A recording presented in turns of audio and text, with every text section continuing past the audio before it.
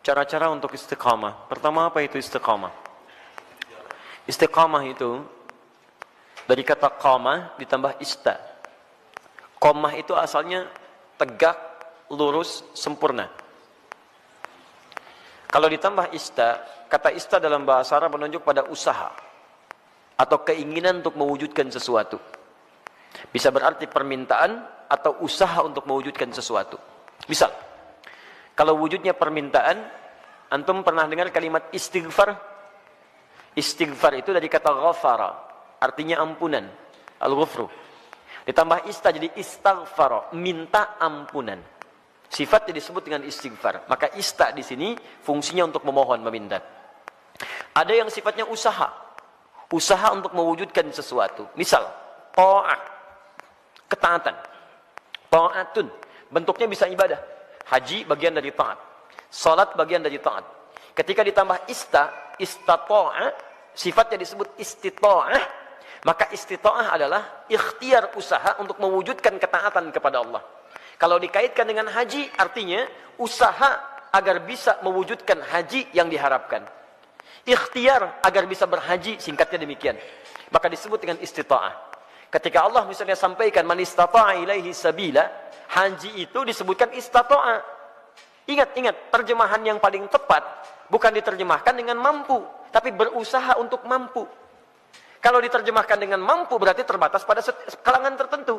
Tapi kalau berusaha untuk mampu, artinya setiap kita punya peluang untuk mewujudkannya. Tergantung mau usaha atau tidak, itu poinnya.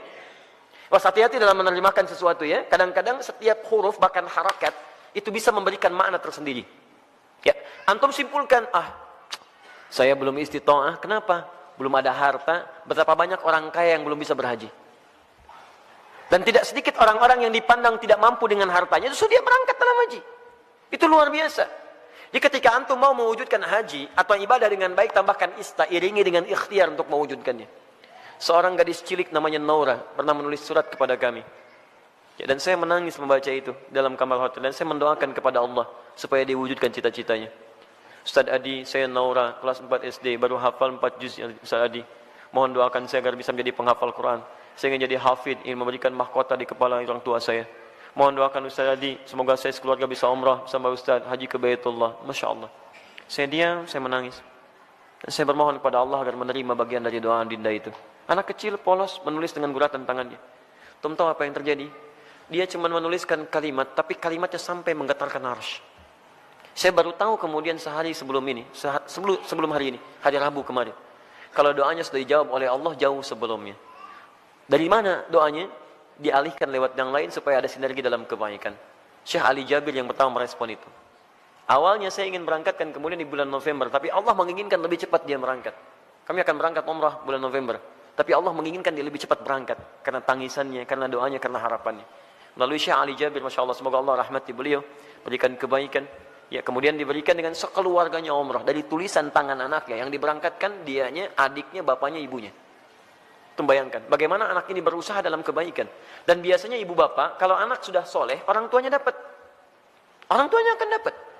Musa, Masya Allah, saya doakan kebaikan untuk adinda Musa. Hafal Quran 30 juz. Ketika dia hafal Quran, orang tuanya ikut diangkat. Anaknya berangkat haji, bapaknya ikut haji. Anaknya berangkat ke Jeddah, bapaknya ikut ke Jeddah. Semua orang tuanya. Dan yang dicari biasanya orang tuanya. Silahkan cek. Bukan berapa hartanya, bukan macam-macamnya. Ketika ada anak orang baik, antum akan tanyakan siapa orang tuanya. Silahkan cek. Makanya dalam ilmu hadis, ketika ada hadis diriwayatkan oleh seorang anak, maka nama anak akan dihilangkan, tapi dilekatkan pada bapaknya. Abdullah bin Abbas, nama aslinya Abdullah, bapaknya Abbas. Ketika ada hadis riwayat Abdullah bin Abbas, kalimat Abdullahnya dibuang. Disingkat jadi Ibnu Abbas, anaknya Abbas. Ingin menunjukkan karena Abdullah jadi baik karena peran bapaknya. Abdullah bin Umar, anaknya Umar, disebut Ibnu Umar. Silakan. Abdullah bin Amr bin As, dihilangkan Abdullahnya disingkat Ibnu Amr bin As. Kenapa? Ingin menunjukkan bahwa ada peran orang tua di dalamnya. Jadi kalau antum ingin anaknya soleh, orang tuanya soleh duluan. Soleh duluan. Dalam bentuk sikap ya, bukan bentuk nama. Ustaz, nama saya soleh, istri saya solihah. Kenapa anak saya belum begitu? Antum belum diwujudkan dalam bentuk ikhtiar. Itu masalahnya. Jelas ya? Di teman-teman, ayo masukkan nilainya ke situ, hadirkan ke situ, ikhtiar kita. Dan insya Allah ada kebaikan di dalamnya. Yang paling menarik sekarang istiqamah. Istiqamah dari kata qamah. Qamah itu tegak, lurus, sempurna. Kalau semua ibadah diawali dengan kata qamah, itu artinya ibadah itu ditunaikan dengan sempurna. Turunannya aqama yuqimu iqamah. Iqamatun selalu disingkat dengan qamah, yang nyingkat orang Indonesia. Semua kalimat salat dibuka dengan kata iqamah yang menunjuk pada ibadah. Alladzina yuqimunas shalah wa aqimus shalah, aqimis shalah. Rata-rata dibuka dengan demikian. Lihat baik-baik. Kalau antum ingin menunaikan ibadah dengan sempurna, kan tidak langsung sempurna seketika. Apakah ketika Anda tahajud, misalnya malam ini bangun jam 3, tahajud jam 3 lewat 20, karena 20 menit siap-siap. Apakah mohon maaf, malam selanjutnya akan bangun di jam yang sama? Belum tentu. Walaupun alarm dipasang dengan situasi yang sama, 2.15, 2.30, 2.45. Alarm pertama mematikan alarm kedua, alarm kedua matikan alarm ketiga. Alarm ketiga masih nundutan, ya kan? Menunggu jam 3 tiba. Nih, hari pertama bisa pas jam 3, tapi hari kedua belum tentu. Ya, hari kedua sama bangun, tapi informasi lebih dahsyat sampai kepada kita. Begitu mau ngambil air wudhu, BBM bunyi, ping, setan masuk kemudian ke hati kita. Baca dulu daripada penasaran. Begitu dibaca, Masya Allah, MU melawan Manchester City. Waduh, pertemuan dua pelatih klasik antara Pep Guardiola dengan Jose Mourinho. Sekarang poinnya cuma beda 2, karena kemarin MU dia seri ya skornya, kemudian Manchester City menang, skornya cukup telak, 7-2 dia menang kemarin itu. Masya Allah. Sekarang akan pertemuan menentukan, kalau MU menang maka juara dia, poinnya 1 bedanya. Kalau Manchester City menang, poinnya beda 5. Wah, luar biasa. Terus orang ini suka bola lagi, itu yang masalah. Saya nggak pernah nonton teman-teman, tapi Allah saya katakan saya nggak nonton, buang-buang waktu. Tapi saya kalau ditanya insya Allah bisa jawab ya. Itu ya. Saya tahu Ancelotti dipecat, saya tahu ya. Ancelotti dipecat di Bayern Munchen ya, karena kemarin dia kalah juga ya, 3-0 kalah di Liga Champions ya. Kemudian langsung seketika dipecat, nanti isunya akan digantikan oleh Jurgen Klopp. Jurgen Klopp sedang melatih Liverpool sekarang ya. Isunya musim ini dia akan selesai dan pindah lagi ke Bayern Munchen. Dia sebelumnya di Borussia Dortmund. Borussia Dortmund itu lawannya ya, rivalnya adalah Bayern Munchen. Saya hafal itu. Udah. Sudah sini. Tapi sekali lagi saya nggak nonton. Ini 3.20. Antum berusaha ngatasi gangguan ini, berusaha untuk konsisten sempurna sesuai waktu dan keadaannya. Berusaha tambah ista. Dengan qamah. Disatukan jadi istaqama, yastaqimu, sifatnya disebut dengan istiqamah. Jadi istiqamah itu artinya usaha untuk konsisten dalam kebaikan atau ketaatan. Usaha untuk konsisten menunaikan ketaatan.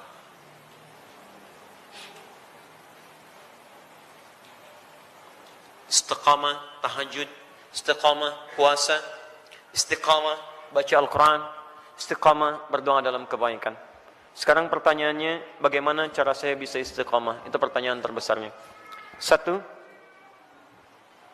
istiqamah dimulai dengan ilmu, pengetahuan dulu. Kalau antum kerjakan sesuatu tanpa pengetahuan, maka tidak akan ada motivasi bagi kita untuk menguatkan hal yang ingin kita kerjakan. Bahkan Nabi SAW pun ketika akan diangkat menjadi Rasul, kemudian diberikan tugas beliau untuk berdakwah, itu jedanya 5 tahun sampai berdakwah, dan dari jeda itu diberikan dulu bekal pengetahuan. Apa ayat yang turun kepada beliau? Pertama kali wahyu pertama turun, Iqra, diminta belajar dulu. Belajar, baru kemudian setelah turun pengetahuan yang cukup, baru 5 tahun setelah itu, 615 Masehi, diberikanlah tugas kemudian dengan turunnya Quran surah ke-74 Al-Mudaththir untuk berdakwah secara terang-terangan. Nah sekarang antum ingin istiqomah di bidang apa? Misal antum pilih dulu, saya ingin istiqomah satu-satu lah, gak usah semuanya.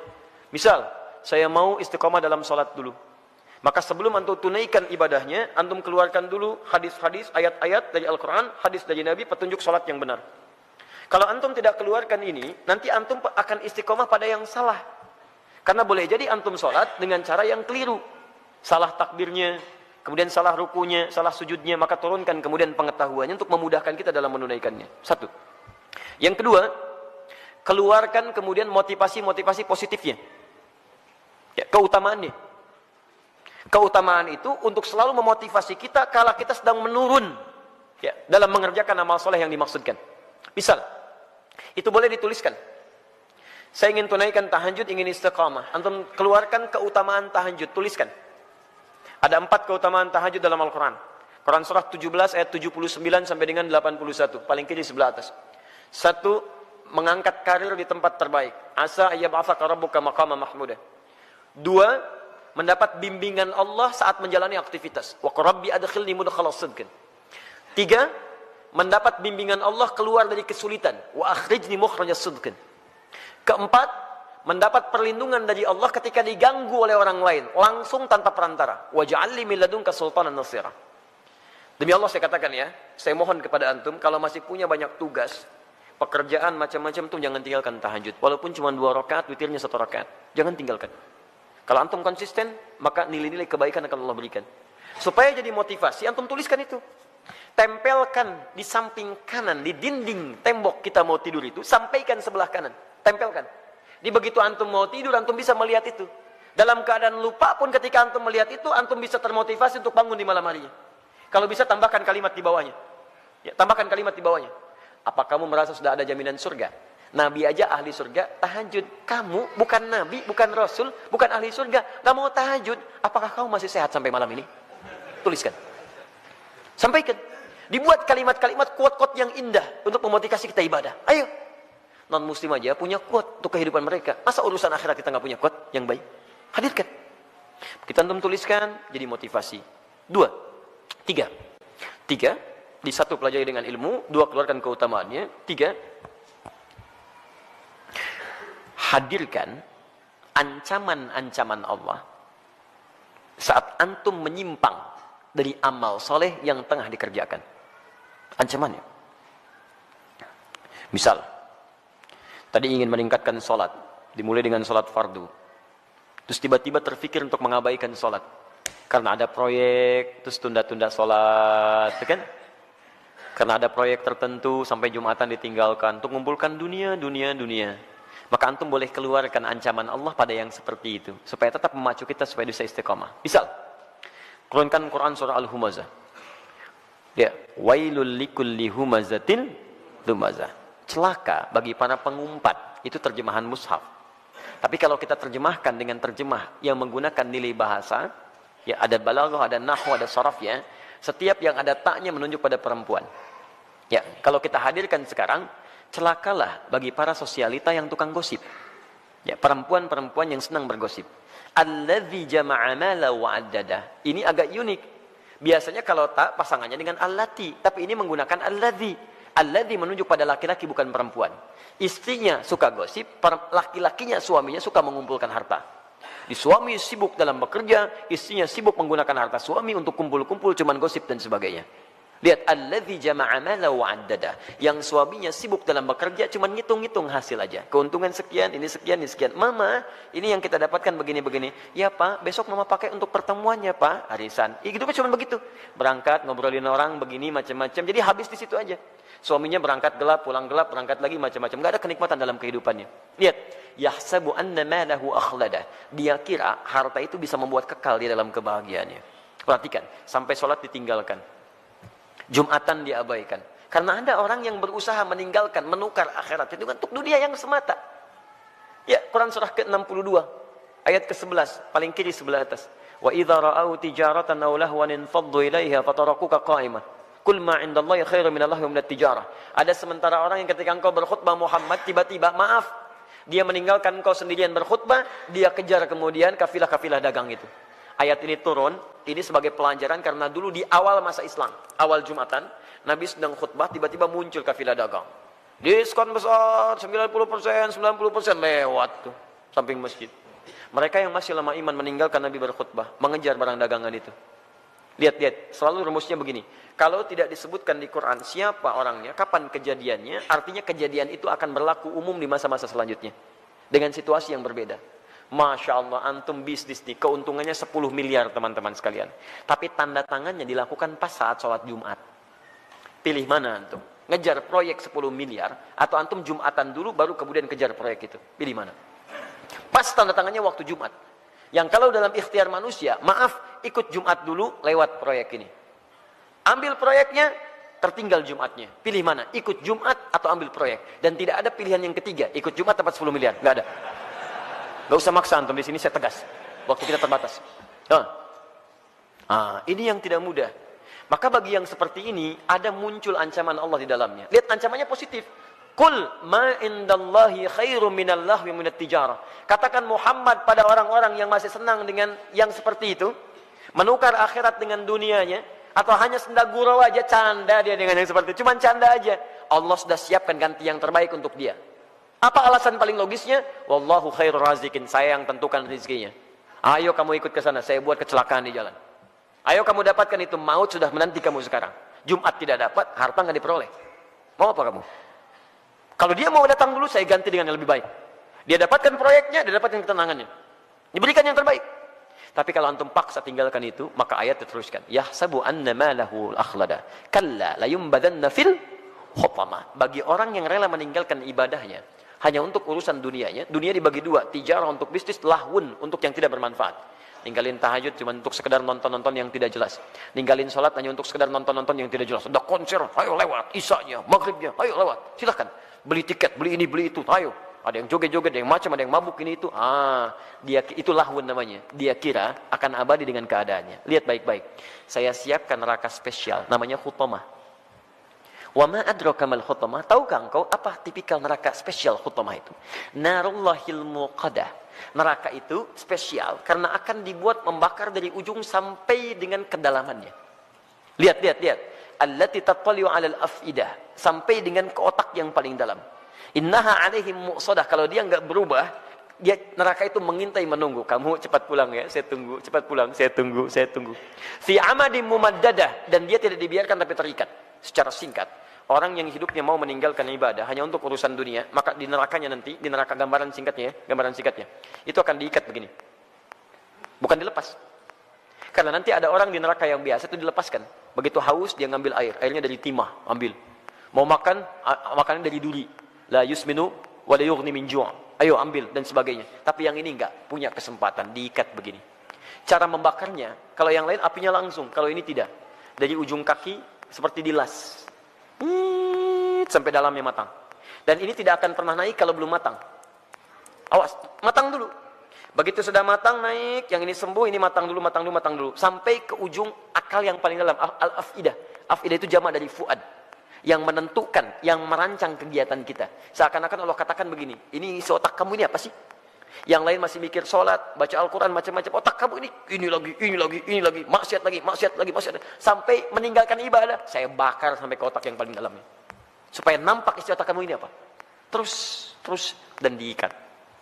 Kalau mau coba silakan. Tapi disampaikan supaya kita tidak masuk ke dalamnya.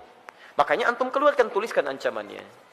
Begitu sudah seperti itu, maka berusaha untuk mewujudkannya. Bismillah, antum berdoa kepada Allah. Yang terakhir berdoa.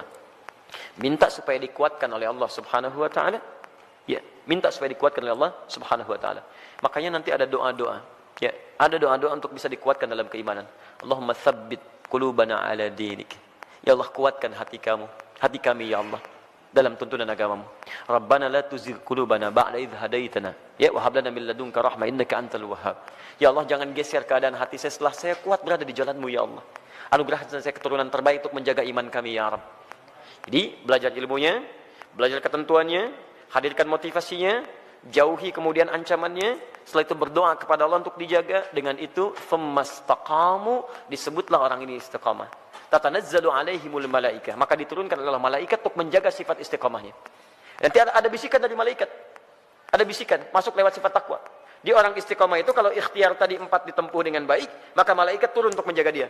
Tatanazzalu alaihimul malaikah, dijaga oleh malaikat.